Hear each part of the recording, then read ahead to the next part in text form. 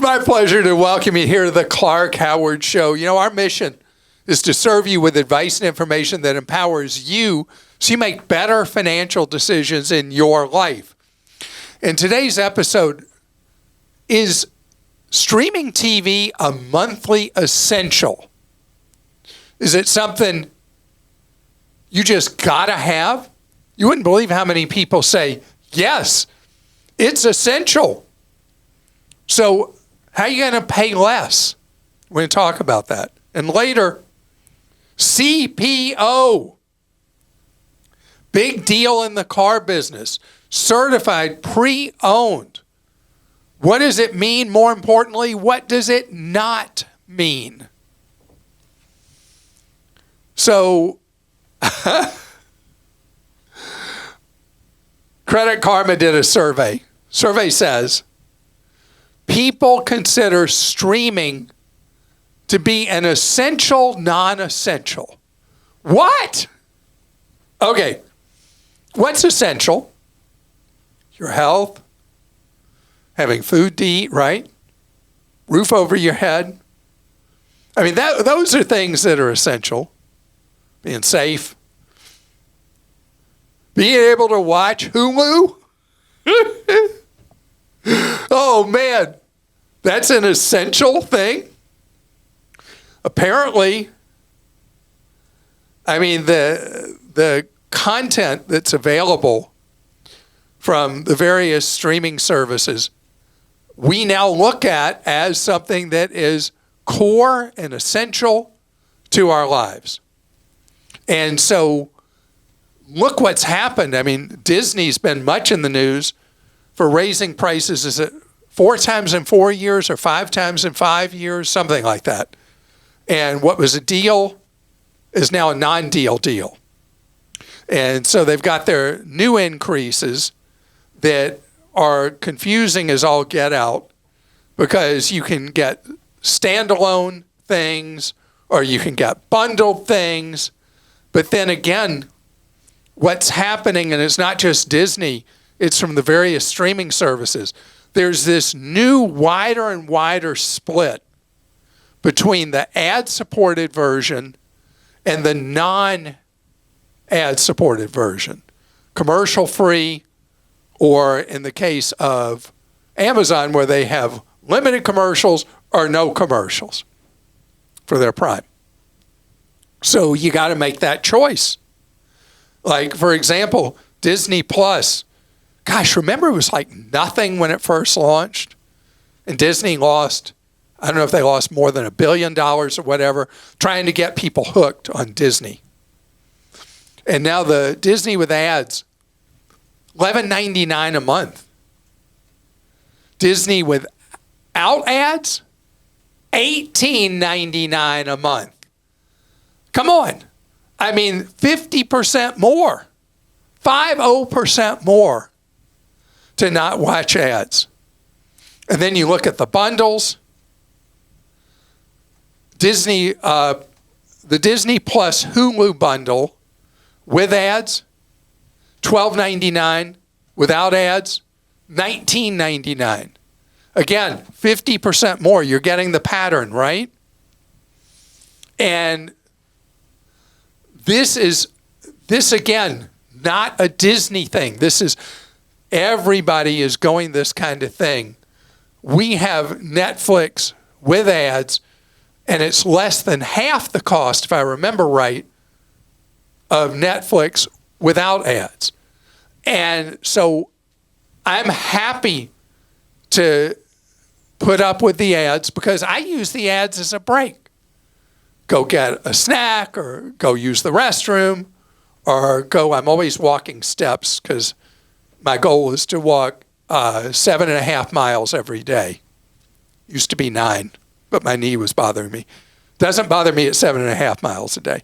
But anyway, I make good use of the commercial minutes. But we did a survey at Clark.com, and roughly 2 to 1, people preferred the lower prices with ads than the higher prices without. Now, Krista, you spoke very strongly that you'd rather not watch than have to put up with ads. In our show meeting, first James on our team said that, which might be obvious. He was like, I'd rather just whatever. But I hate the ads. I do. I tried the Hulu with ads for a long time, and I was like, you know what? I wanted to really watch one show, a series. So for 1 month, I subscribed without ads. I paid the higher price. I watched it so much faster, and then I killed the subscription. It's brutal. So I'd rather just not even have it and just like watch without ads sometimes. Because when I watch, like, if I watch live TV, like, you know, football right now, it is, yeah. But you're really right. I know I'll get a bunch of Krista stinks, whatever, comments on this, and that's fine. No, it was 2-1. So a lot of people in our poll were with you. A third of people were with you that they would rather not have ads. But ads don't bother me. I learn from them. But I like your idea. I hate them. And it's always the same ads over and over and over. But I like your idea of like coming up with something. I'm like, why don't I do like crunches or something during the ads? Like that's a good idea. If I had a challenge, I'd probably be more patient with it. So Krista is exercise and strength training obsessed. Oh my God, not right now. I can't do it right now. Well, Krista has not been able. Can you show your little pinky for people who watch the YouTube show? It's my pointer finger. My pointer finger, yeah. Yeah. So Krista tried to break up a fight between her two dogs and almost lost the index finger. That's not true. Did not almost lose it. Were you not told that you could end up losing part of your finger? That if I didn't do the treatment I'm doing, that it is a possibility because a tooth went through my nail bed and then also chipped my bone, the bone inside. So once you have a bone involved, then they really worry about an infection with the bacteria that dogs carry in their teeth.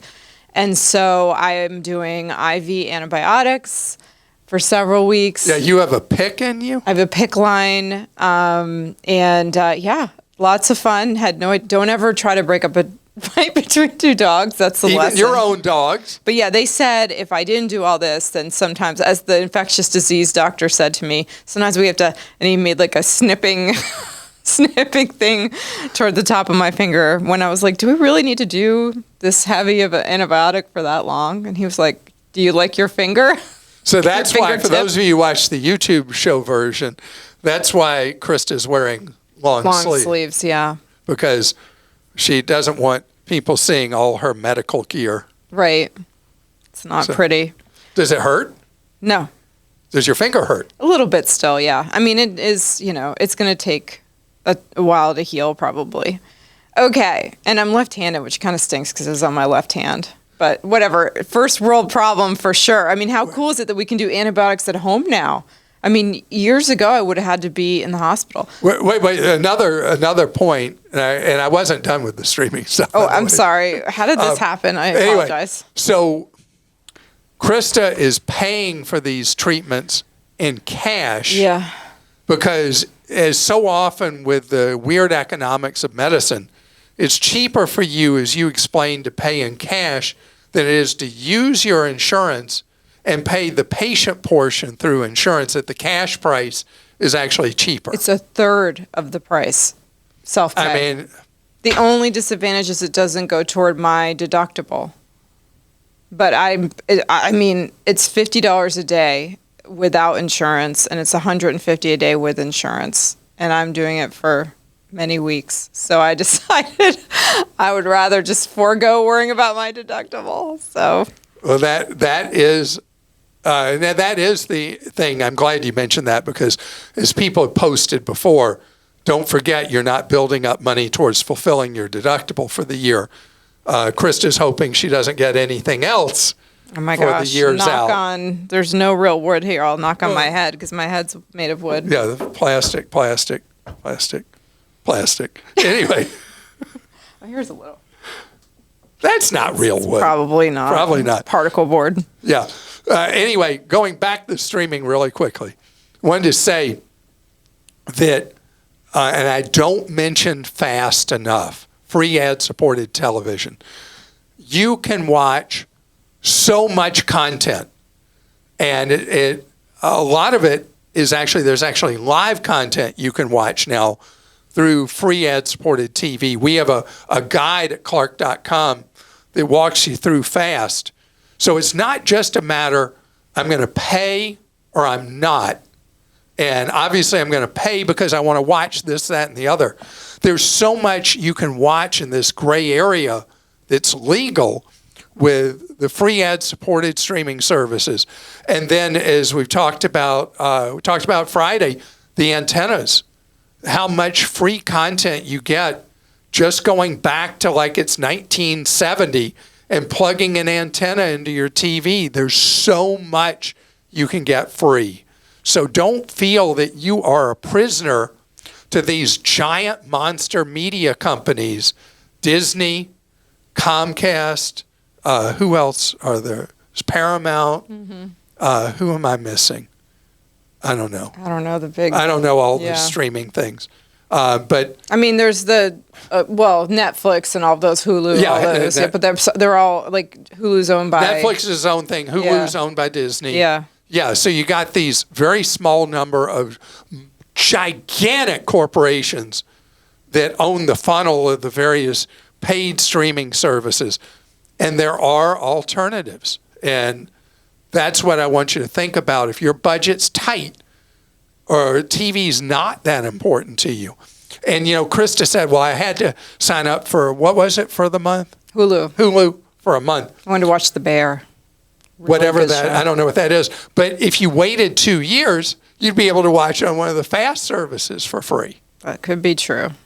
And would it matter if you saw it 2 years from now versus now?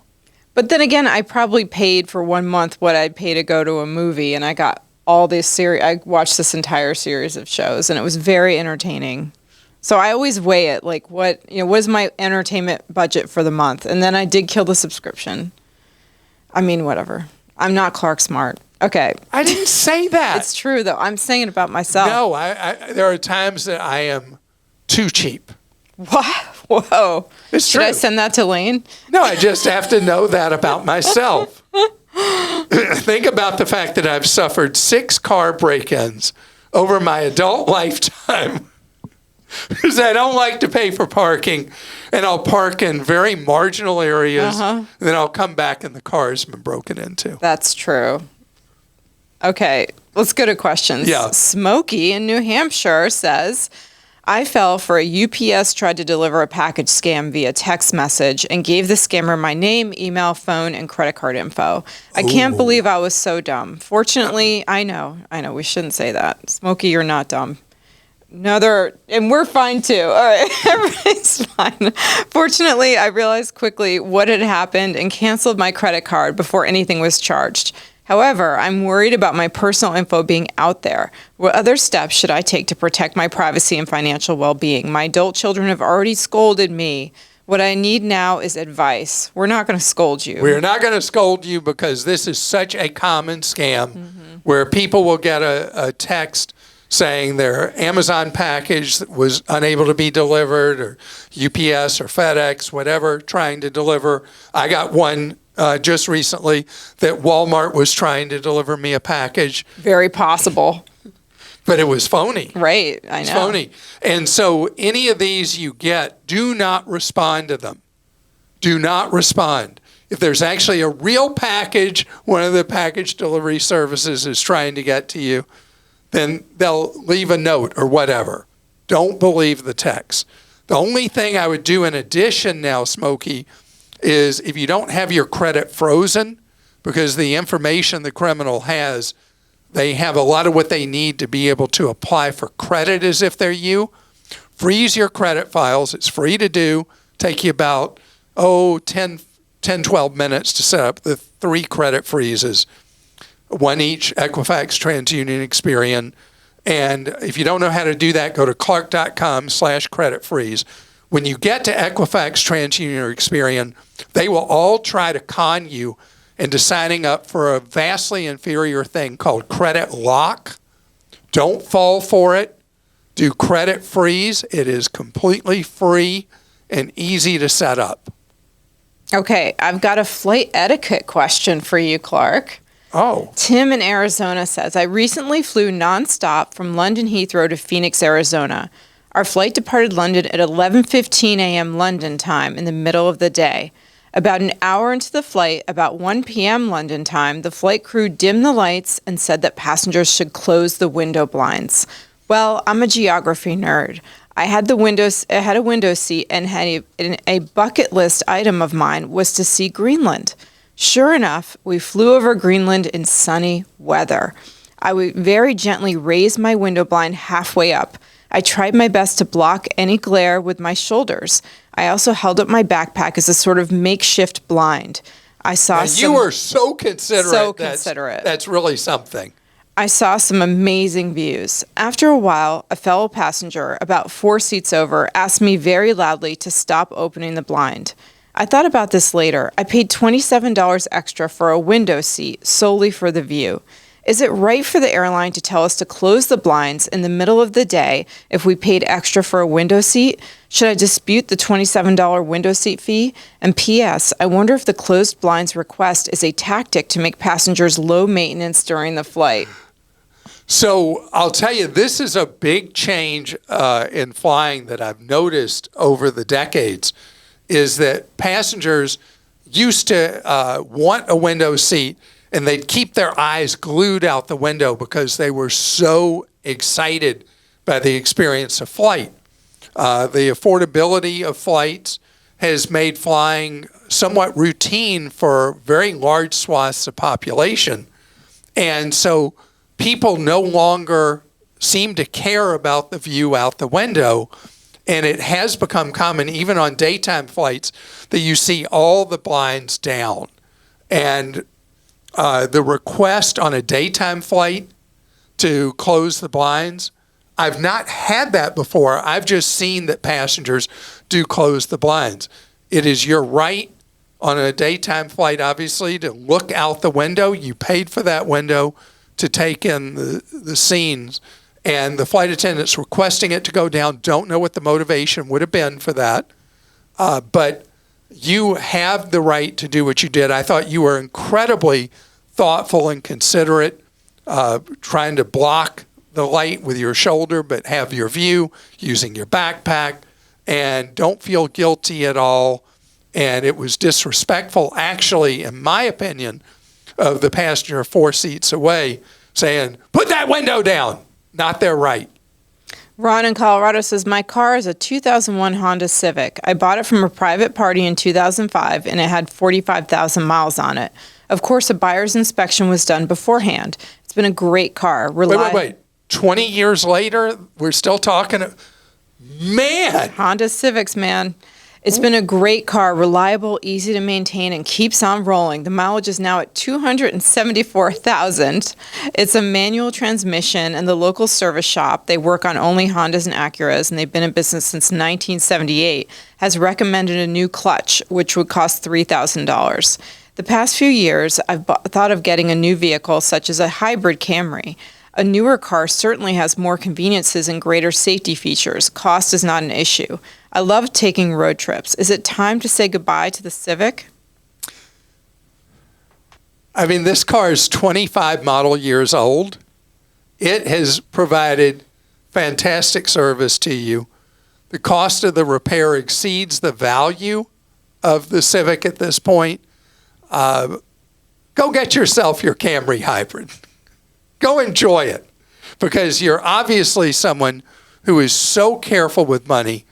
And what will shock you, I was talking with somebody else who had an ultra old vehicle that finally died on them. And she, for the first time ever, bought a new vehicle.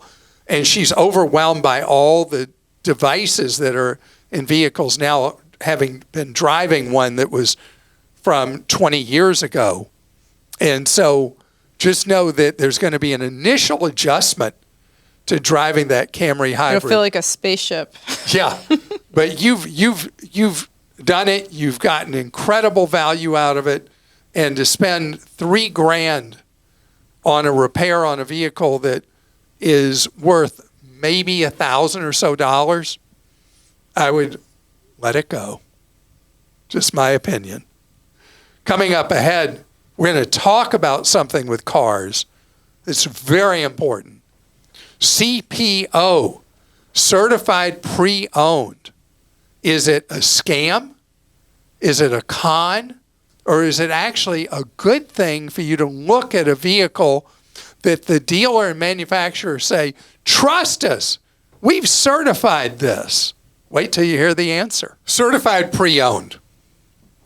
It's something that the automakers invest so much money in, and started originally with luxury brands that very heavily, when they would manufacture new vehicles, got them in customer hands with 3-year leases instead of with purchases. Because what the luxury brands were trying to do was create a predictable cycle of new vehicle demand by doing these 3-year leases on the news, and then to get the value, to hold the value up higher on when the manufacturers would end up back with these 3-year-old vehicles, to stand behind them with a quality check, refurbishing, and then a warranty available on the pre-owned sale. So not call them used sales, call them pre-owned, stood behind by the manufacturer, and so you could buy the item used with peace of mind, creating 2 revenue streams from the same vehicle and keeping the new vehicle owners coming in over and over again every 3 years instead of a longer cycle. It's worked out beautifully for the manufacturers. But what started out as a clean kind of thing has really gotten messy. Now pretty much every brand, all price points, offer certified pre-owned programs. The problem is in the details. The vehicles are supposed to be fully refurbished. They're supposed to have not been in any serious accident. There's a long list of things that are supposed to be checked out and all that. But what keeps happening again and again, and if you follow the auto blog Motor One, they write about this, about people who buy CPOs and then it turns out they bought something that has not been properly checked out, not properly reconditioned. And then the manufacturer and the dealer are like, because see, the manufacturers, these programs are so widespread now, they just trust the dealers to do it and allow the dealers to sell it as certified, selling it for a higher price because the buyer thinks they're buying something that's actually been checked out, that's being stood behind by the manufacturer. And the problems again and again, this guy I just read about who bought a used Chevy truck, bought it under a CPO program, takes it on a road trip. The week after he buys it, it dies 2 hours down the road. It's still dead in a shop. And Chevrolet's like, yeah, not our problem. The dealer's like, who, us? This is the problem. I'm not picking on Chevrolet because this is an industry-wide problem. I've been asked, and questions people posted for me here, if I'm buying a certified pre-owned, do I still need to have it checked out by a mechanic? Absolutely. Nothing changes. As we've had the question before from somebody who bought a CPO. Remember, they're being sold supposedly not having been in a bad wreck, and the vehicle had had serious frame damage, but was being sold as a CPO, which they didn't know till problems started appearing with the vehicle. This is something that could have been so good and was, but now is corrupted. It is not working like it's supposed to. And you need to know that that dealer marketing something as a CPO, certified pre-owned, and telling you it's worth more because we've done this 182-point check or 124-point check, and we've got this warranty for you that comes with it and all that. You still have it checked out by a mechanic of your choosing. And if they're like hemming and hawing about you doing that, you don't want that vehicle. You cannot trust that purchase. And this is stupid of the manufacturers and the dealers because they're degrading the perceived value of what this means buying a certified pre-owned when they don't stand behind it and they don't do what they say they're going to do. So do not trust it. All right, we'll go to questions. Brad in Ohio sent this one in. I know you usually don't recommend extended warranties, but it would be great to hear your thoughts on Tesla's extended service agreement.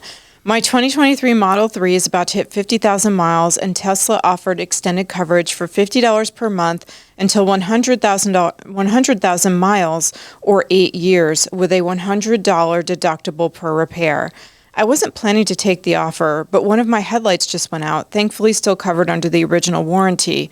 The text said it would have cost $1,100 without coverage, and that most repairs are either inexpensive or very costly since they replace parts rather than repair them.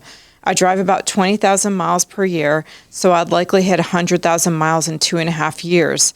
About $1,500 total if I keep the $50 per month plan that long. It's month-to-month, transferable if I sell, and cancelable anytime, so much more flexible than a typical extended warranty. Do you think this one is worth considering? Brad, this is a great question, and it feeds right into what I've said about any kind of extension of a manufacturer's warranty on a vehicle. If you can buy one directly from the manufacturer and you can get that peace of mind, I'm neutral on it, but that's just fine to do.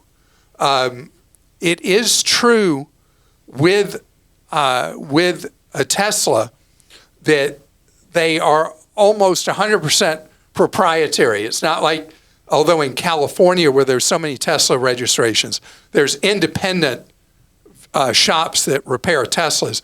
That's rare around the United States. And so you're in a situation where the cost of repairs make you a captive of them, and they can be very high. So you're going to keep this vehicle on the road for a substantial period of time. There's been a lot of depreciation on the 23 Model 3s, so you're going to get more value out of it by continuing to drive it. If the $50 a month gives you that peace of mind to keep it on the road, then I'd say in this case that would be worth doing. Again, it's from the manufacturer, and that's when an extension of a warranty can be a good idea. Robert in Oklahoma sent this in. Hi, Clark. I really enjoy your daily emails, but I must take exception to your article, Why Car Wash Memberships Aren't Worth It. My membership allows me to have a sticker placed on my vehicle, like a Pike Pass or toll tag, and I can go through the line without waiting behind someone who's fumbling around with their credit card or cash and trying to get the machine to take their input. I just zip through, and I do this multiple times per month. In my situation, it's totally worth it. So, Robert, thank you for reading the car wash column that we had on and Clark. Subscribing to the newsletter. And subscribing to the newsletter, because this is something that you are the person who truly benefits from the car wash subscription, and you're being subsidized by all the people that don't benefit from it. And all the car washes push the subscriptions because it's so profitable for them. Because people think, oh, I'll stop all the time, and then they never do. And so that's free money for the car wash service. If you're someone who you know you're using it enough to make it work, which is generally the break, you go past break even the way the prices are set at most of these car wash subscriptions at about 2 car washes a month. You're doing more than that. So for you, this works. Just know you are the exception to the rule. Okay, a different repair or replace question from Rick in Oregon. Should I repair my vehicle? Is it worth it? I bought it from a lease return in 2020 pre-COVID. My original intention was to drive it for 3 to 5 years and move on to the next fun car, a 2-seater. COVID and new and used car prices interrupted this. I do really like this car, but I don't want to throw good money after bad a bad depreciating asset. It's a 2017 Audi A6 3.0T Quattro with 78,000 miles on it. The Kelley Blue Book value is $18,000, and private sale of a similar cars is $20 to $25K. The repair cost would be $10,000 from an Audi dealership, a 2-year warranty included. Requires significant labor to repair, and the cost is. I explored the cost with replacing the engine instead, as the labor is similar. My soft plan, if I do repair it, is to keep it for 1 to 2 years and move on to another used fun car. Okay, so great question, and this is when you get with a vehicle that's now 9 model years old, and it needs a substantial repair. If you don't repair it, it's going to hurt those values that you think you can earn. If I understood the scenario you were laying out, the value you're saying the Kelley Blue Book is based on it not needing a major repair. I'm assuming from the scenario you laid out. So you're in a bit of a bind because the cost of repair is roughly half the remaining value of the vehicle. So the smarter decision, if the scenario is as I understood, is to repair it, drive it for the next 6 months, year, whatever, and then you sell it and get into something else that you'd prefer to have. You know, the tipping point is generally when the cost of a repair exceeds the remaining value of the vehicle. You're not close to that, down at like 50 cents on the dollar. But at the age your vehicle has, it could have other problems that would pop up. One thing I would suggest is go to your library, maybe you can do it online, and look at the repair record, if they have enough data on the Audi A6, going back as long as yours is, to see if it tends to be more reliable as an older vehicle or less reliable. Consumer Reports does it with a simple scale you can see, and maybe that would help you make a decision. But based on the numbers you've given me, if I understand them right, I would do the repair, drive it for a while longer, and then move on to something else. Just my opinion. And I hope that today something you heard was helpful to you, something was useful. I want to tell you something we do to empower you in addition to the podcast, the YouTube show, our websites, our social media. What I do, if you're in a TV market or radio market, you can see or hear me. Everything we do is about empowerment through knowledge. But let's say you've tried to fix a problem, you don't know what to do. We have free one-on-one advice for you that's available every week from the Team Clark Consumer Action Center. And you can see how to get that one-on-one advice at clark.com/CAC. All part of what we do to empower you so you can save more, spend less, and never let anybody rip you off.